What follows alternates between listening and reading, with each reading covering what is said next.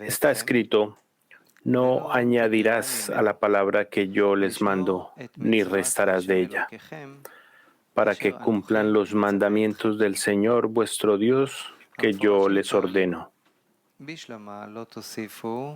Los interpretadores se cuestionan respecto a no añadirán. La Torah debería decir que no se te ocurra añadir, pues hay que decir que conviene añadir, ya que de este modo se incrementa la gloria de los cielos. Pero, y no restarán de ella. ¿Con qué fin dice el texto que no debe restar? Esto es algo simple.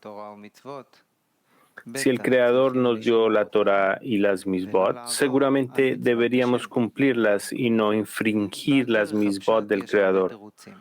A nivel literal, son muchas las respuestas.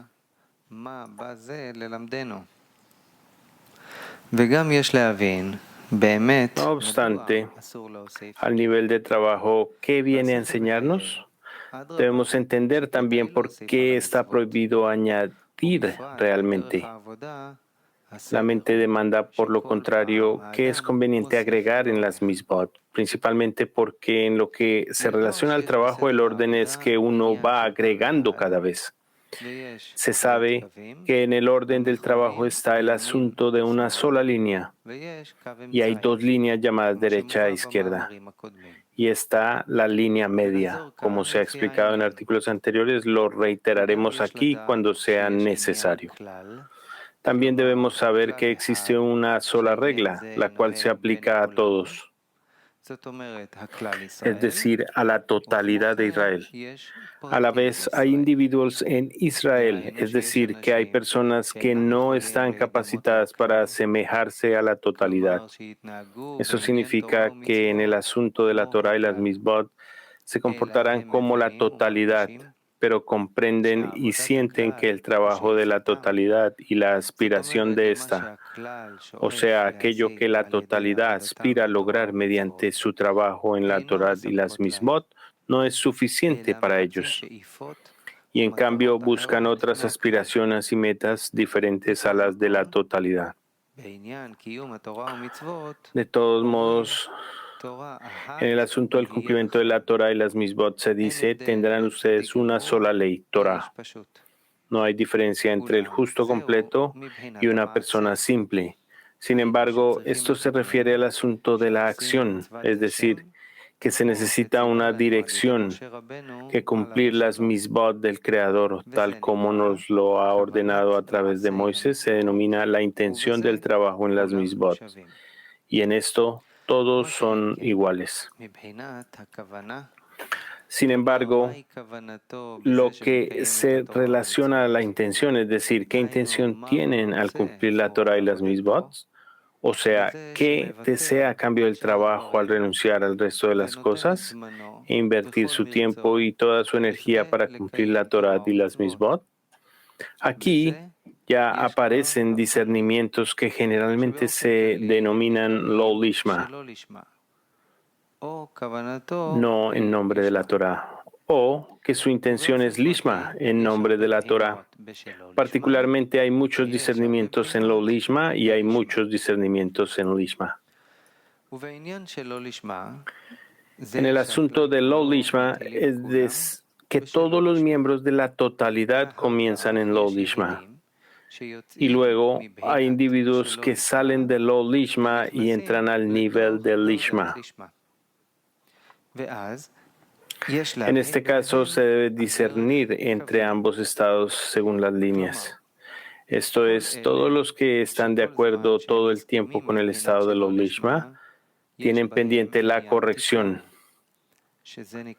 lo cual significa que no puede ver el cambio en la verdad del trabajo y tienen que sentir que van por el camino de la verdad, pues de otro modo es imposible para ellos seguir cumpliendo la Torah y las misbot. En este mundo se aplica que el individuo tiene que ganar de su trabajo. Y si lo lishma no es la verdad es que lo lishma es algo muy importante. Pero debido a que no pensarán en el estado de lo lishma, entonces hay una corrección según la cual ellos pensarán que están actuando en lishma, para que así consideren sus actos. Pues de otro modo, ¿cómo es posible sacar ganancia de la mentira? Bala Sulam dijo que hay que creer que la medida que uno se imagina que el asunto del lishma es muy importante, entonces debe creer que lo lishma es aún más importante de lo que aprecia el estado del lishma. Uno no tiene la capacidad de valorar su intensidad y cuán importante es.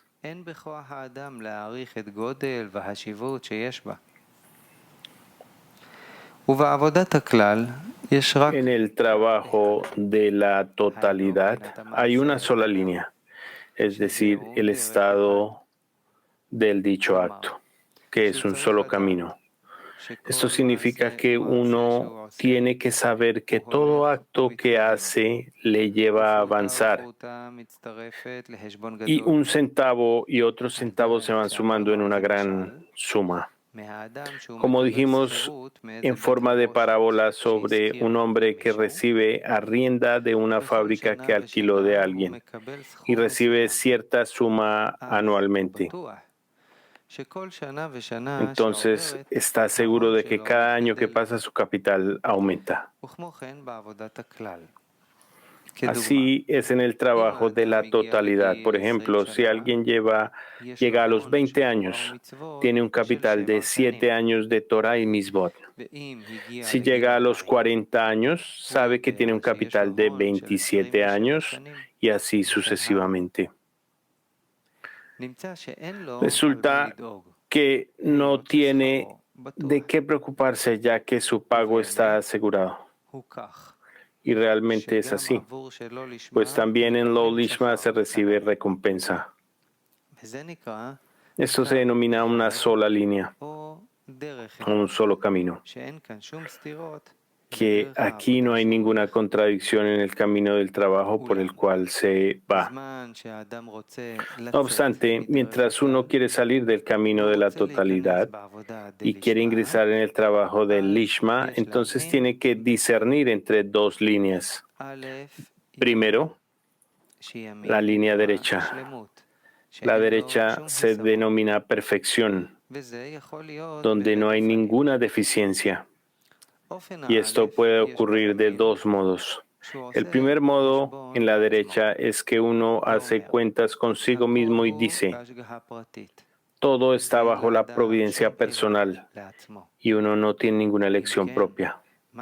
En tal caso, las cuentas que hace consigo mismo, que ve cuántas personas hay en el mundo que el Creador no les ha dado el pensamiento y el deseo de cumplir las misbot del Creador, mientras que la persona sí recibió del Creador el pensamiento y el deseo,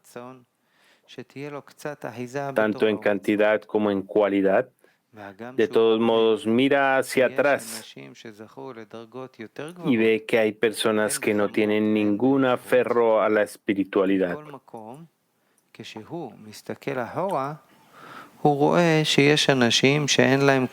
Por el contrario, sus vidas consisten solamente de lo que pueden encontrar en las pasiones materiales y no tienen ninguna sensación más que cualquier otro animal, sin pensar en ningún propósito por el cual el mundo haya sido creado. Estos se consideran y se contentan si son capaces de llenar sus carencias como si fueran niños y si consiguen llenar sus aspiraciones ya que piensan que son felices en sus vidas.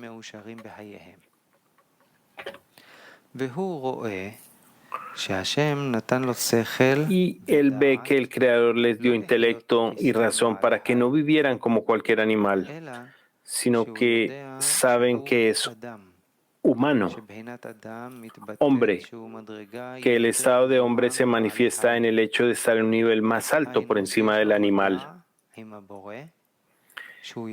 Esto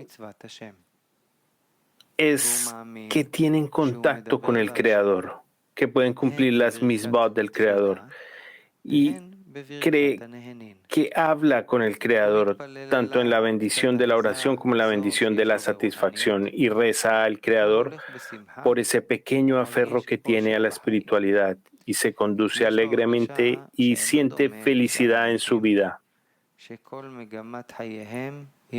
porque tiene la sensación de no ser igual que el resto de las personas que en sus vidas se conducen como niños pequeños que no tienen ninguna idea de la espiritualidad.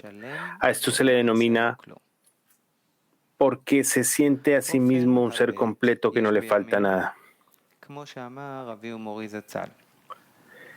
Número 2. El segundo modo en la derecha es como dijo Bar Hasulam, que uno tiene que creer por encima de la razón como si ya hubiese alcanzado la fe plena, que tiene que ver como quien lo siente en sus órganos, que el Creador gobierna el mundo entero en nivel bueno y benefactor, lo cual significa que todo el mundo recibe de él solo beneficios y que él es uno de ellos.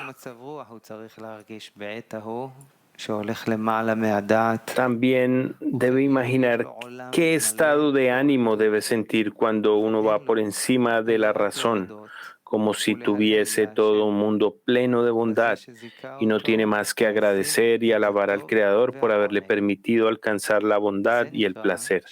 A esto se le denomina plenitud, también en la derecha. Esta línea derecha le da al individuo el único lugar donde puede agradecer al Creador dándole beneficios. Y solo de este modo se considera completo y bendito, pues no le falta nada.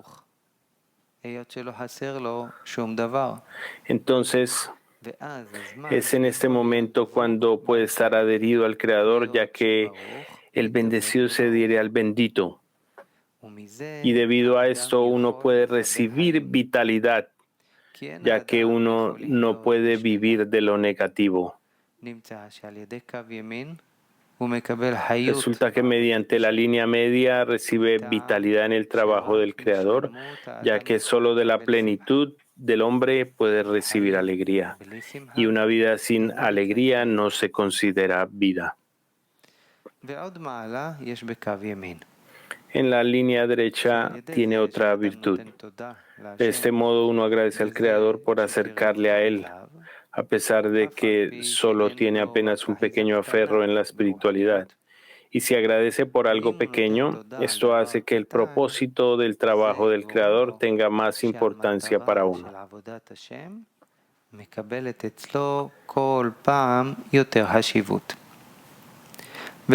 Estando la Shejina divina en el exilio, o como está escrito, la Shejina Beafra, la Shejina en el polvo, eso significa que el trabajo espiritual no se considera importante y la totalidad considera solamente las cosas materiales y el individuo está influenciado por la totalidad, por lo que para él lo material es más importante que lo espiritual. Pero al ir por la línea derecha, es decir, que si agradece al Creador por cada cosa en la que tiene aferro a la espiritualidad, así él va aumentando la importancia de la espiritualidad.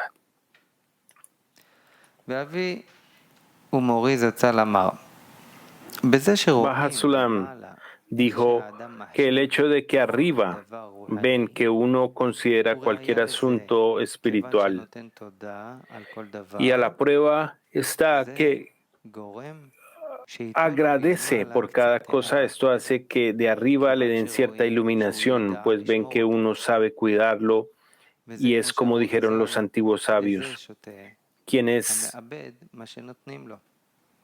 un necio para perder lo que se le da. Esta es una regla. Todo aquello que no es tan importante, uno no cuida de no perderlo.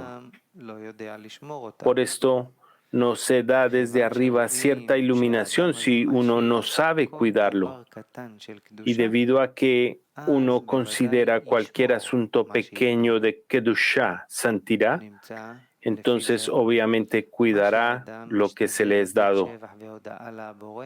Resulta que aquello por lo cual uno trata de alabar y agradecer al Creador por darle el intelecto y la razón de acercarse un poco a la Kedushá, esto hace que desde arriba le sea dada cierta iluminación.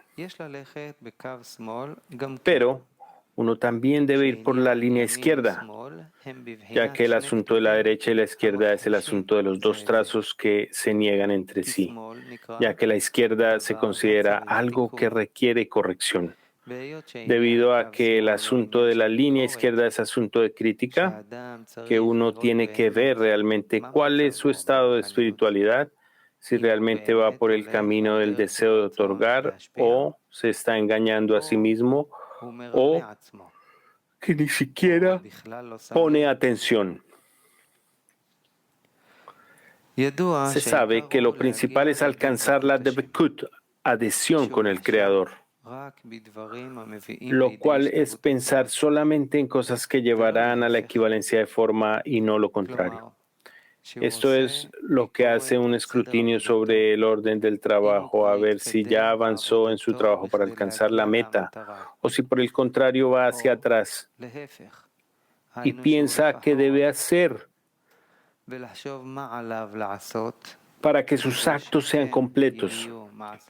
Esto es que uno tiene que ver sus fuerzas en el trabajo, si tiene fuerza de superación y si no tiene, ¿qué debería hacer?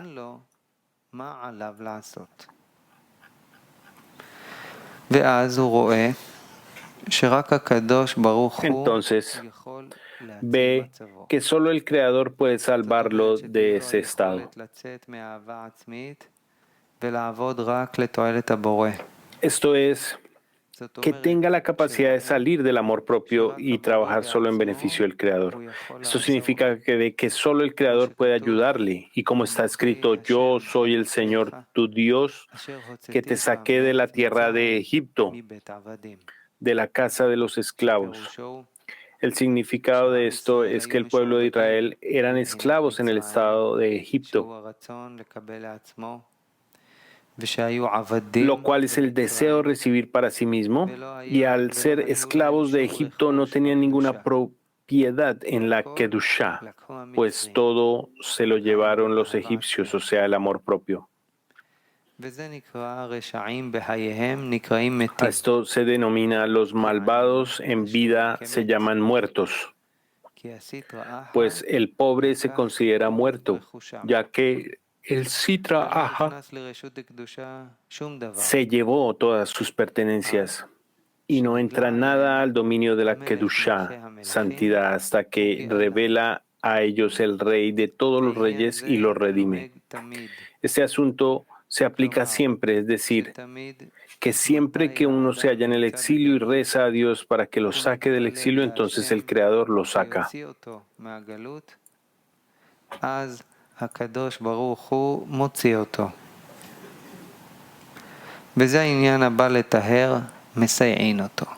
Este es el asunto de quien viene a purificarse es ayudado, pero uno por sí solo no es capaz de salir del exilio y la certidumbre del amor y la servidumbre del amor propio. Resulta que en la línea izquierda está el lugar para rezar al Creador para que lo saque del exilio. De otro modo, es decir, sin la línea media, no puede nunca saber que se encuentra en el amor propio, puesto que la línea derecha no permite ver ninguna deficiencia y entonces de todos modos no hay nada que corregir. Por lo dicho anteriormente, comprendemos lo que está en el orden del rezo sobre cantos, melodías, alabanzas, ya que el asunto del rezo y la petición es como dijeron los antiguos sabios. Uno siempre debe organizar su alabanza a Dios y luego rezar. La pregunta es, si la persona quiere pedir algo al Creador, tiene que organizar previamente su alabanza al Creador, por lo cual tiene que hacer esto. Podemos comprender que cuando la persona va a alguien de carne y hueso y le pide algún favor, cabe primeramente demostrarle que le considera como una persona importante. Es como supuestamente una forma de soborno para que tenga satisfacción y que luego pueda pedirle que le haga un favor, como si el dador le devolviera un favor al receptor, como si el receptor le hiciera un favor al dador, dándole satisfacción de alabarlo. Pero con respecto al Creador, ¿se puede decir algo así? Así lo explicamos en cuanto a la necesidad de las dos líneas derecha e izquierda. Debemos comprender que cuando uno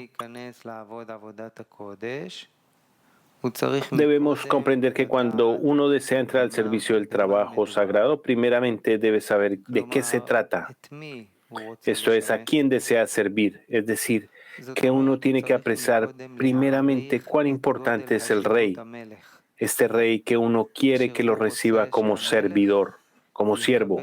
Es decir, que esté en el nivel de esclavos que sirvan al grande, pero no con el fin de recibir ninguna recompensa, sino quién es el que da el deseo de servir al rey sin recompensa alguna.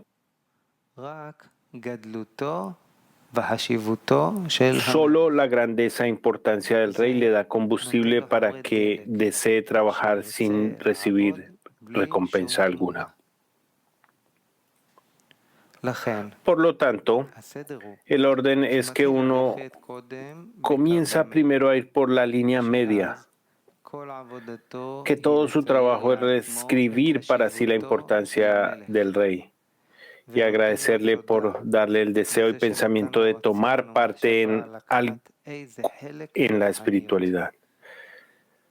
Así sea en algo, aún algo pequeño que se le ha dado, para que tenga cierto aferro en la espiritualidad.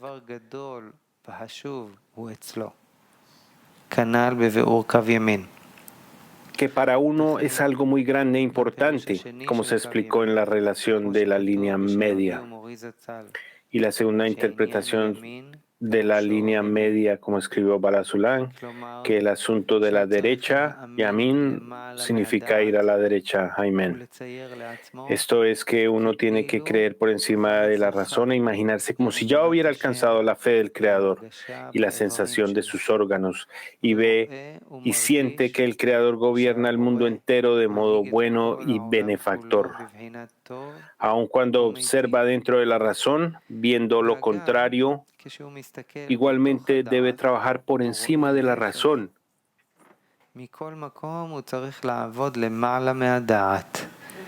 Que sean sus ojos como si estuvieran ya en la sensación de los órganos, de que así es realmente que el Creador dirige al mundo a nivel bueno y benevolente.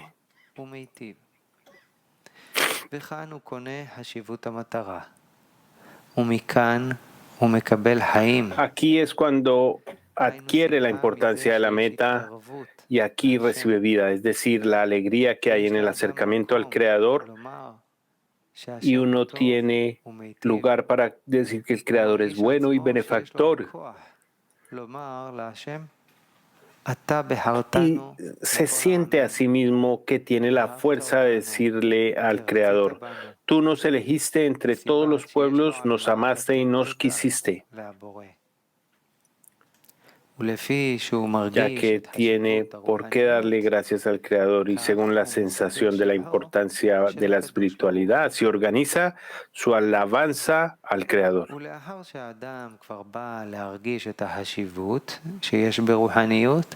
Después de que el hombre alcanza la sensación de importancia que hay en la espiritualidad, lo cual se denomina, uno siempre de organizar su alabanza a Dios, Entonces llega el momento en que tiene que pasar a la línea izquierda. Esto es hacer una crítica como siente realmente dentro de la razón la importancia del rey. Si realmente está dispuesto a servir solamente al beneficio del Creador. Y cuando la persona ve que dentro de la razón está desnuda y desprovista de todo, este estado en el que ve cuál es la importancia de la espiritualidad, solo que la persona lo ve por encima de la razón, este cálculo puede producir en la persona la carencia y el dolor por estar en absoluta bajeza, y tiene la capacidad de elevar una plegaria verdadera desde lo profundo del corazón porque lo carece.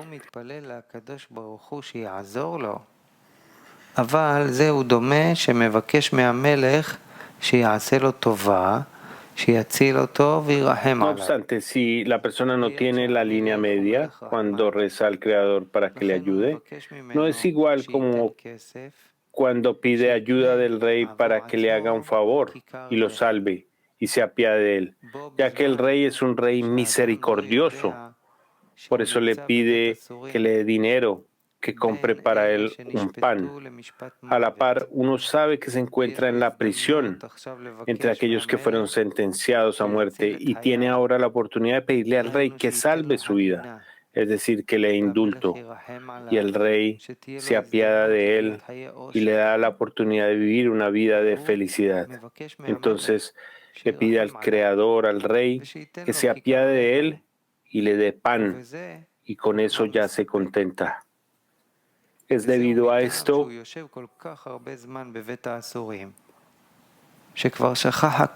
a que está tanto tiempo en la prisión que ya se olvidó de todo, de que hay un mundo en el que puede vivir una vida feliz.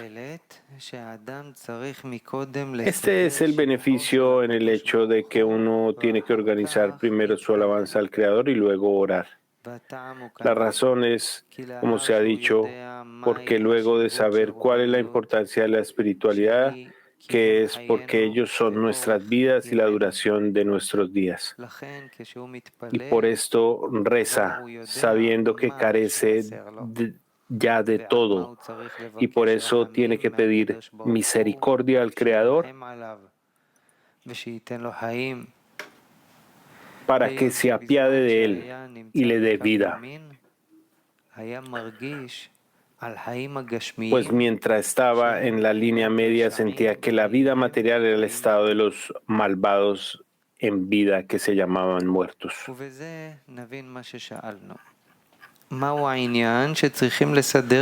De este modo, comprendemos lo que preguntamos antes.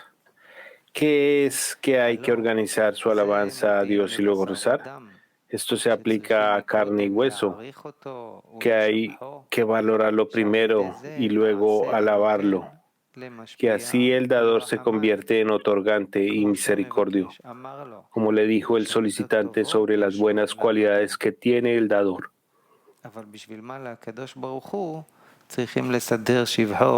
Pero, ¿para qué hay que organizar la alabanza al Creador antes de rezar? Veamos en lo dicho. Esto es algo simple y es para que uno sepa lo que le hace falta y que entonces sabrá qué pedirle al Creador y cómo éste puede ayudarle. Esto se asemeja a una fábula que una vez mencioné, un hombre que estaba sumamente enfermo. Viene a él una junta de médicos a ver su enfermedad y a revisarlo. El enfermo le muestra a la junta de médicos que tiene una pequeña herida en el dedo que le duele. Ellos no quieren mirar dicha herida. Él pregunta a los médicos, ¿por qué no toman en cuenta lo que yo les digo? ¿Que nadie quiere mirarlo? Y ellos le responden,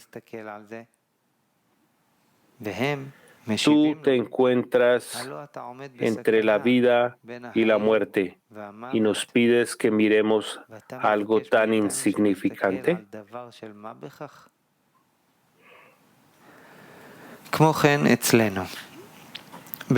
Así es nuestro caso, que uno no tiene noción de lo que le falta y pide algo tan insignificante como la mencionada herida, mientras en realidad se halla bajo la autoridad de la impureza, en estado de los malvados en vida que se llaman muertos.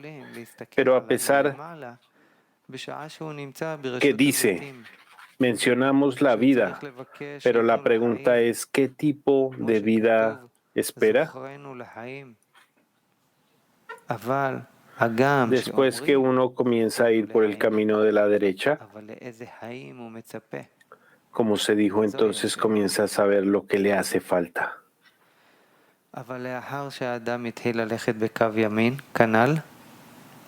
Después de que uno comienza a ir por el camino de la derecha, como se dijo, entonces comienza a saber qué le hace falta. Es decir, luego de pasar a la línea izquierda, tiene el ejemplo de la línea derecha. Pero eso tampoco se adquiere de un momento a otro. Y es un trabajo constante. Como está escrito en la plegaria diaria, que uno tiene que organizar su alabanza a Dios y luego rezar.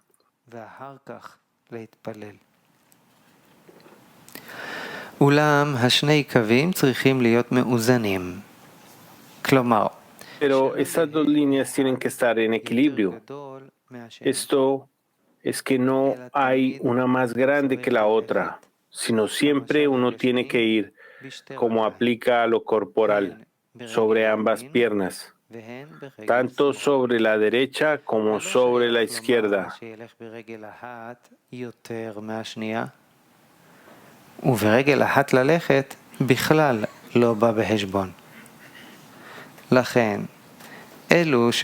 Mientras que caminar sobre una pierna más que la otra o caminar solamente sobre una de ellas es imposible.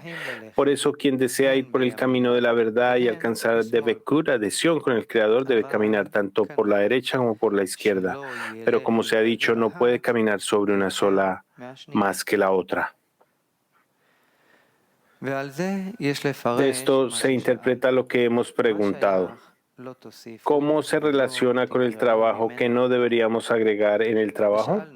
Y por otro lado, es desconcertante no añadir. Se puede decir, como la Torah nos dice, no agregar. Pero, ¿por qué el mandamiento no restar?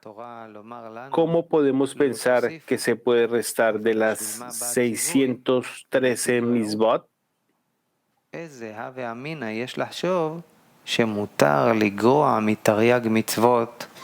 Cuando la Torah debería decirnos que debemos o tenemos prohibido restar. De acuerdo al orden del trabajo debemos interpretar según las dos líneas. Esto es que está prohibido añadir al camino de la derecha y quien desea ir por el camino de la verdad debe asignar un tiempo para el camino de la derecha y luego debe ir por el camino de la línea izquierda. Es en este sentido que viene el mandamiento de no añadir a un camino más que al otro y no restar en ambas líneas. Eso significa que uno no debe decir que hoy quiere ir por el camino de la derecha o por el contrario decir que hoy quiero ir por el camino de la izquierda. Por esto dice el mandamiento, no añadirán ni restarán, sino como dijeron los sabios, uno debe siempre organizar su alabanza a Dios y luego rezar. El camino de la derecha es el estado de plenitud. Es entonces que uno puede agradecer grandemente al Creador y luego tiene que pasar a la línea izquierda, que en el camino de la izquierda es el momento de ver su estado real, como lo ve desde la razón. Y tiene lugar para la plegaria porque la plegaria se relaciona precisamente con el lugar de la carencia. Y cuanto más grande es la carencia, la plegaria del corazón es más profunda.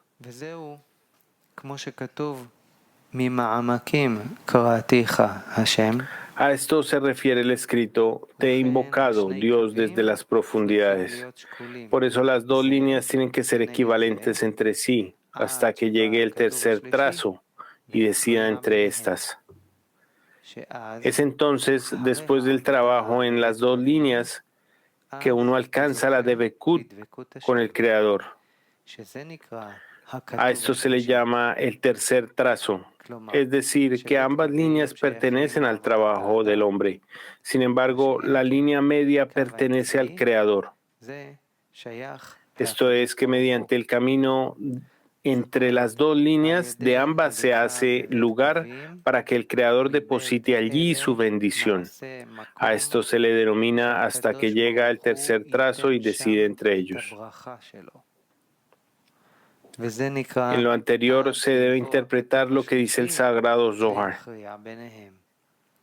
Su pierna es una pierna recta. Los autores de la Mishnah dijeron que quien ora debe corregir sus piernas en la oración, como los ángeles ministradores, para que sus piernas sean rectas.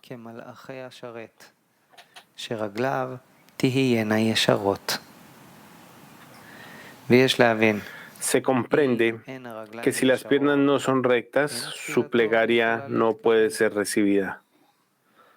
Significa que sus piernas implican sobre algo que por esta razón, al rezar, siente que algo le falta y viene al Creador para que llene su carencia, y para esto sus piernas tienen que ser rectas.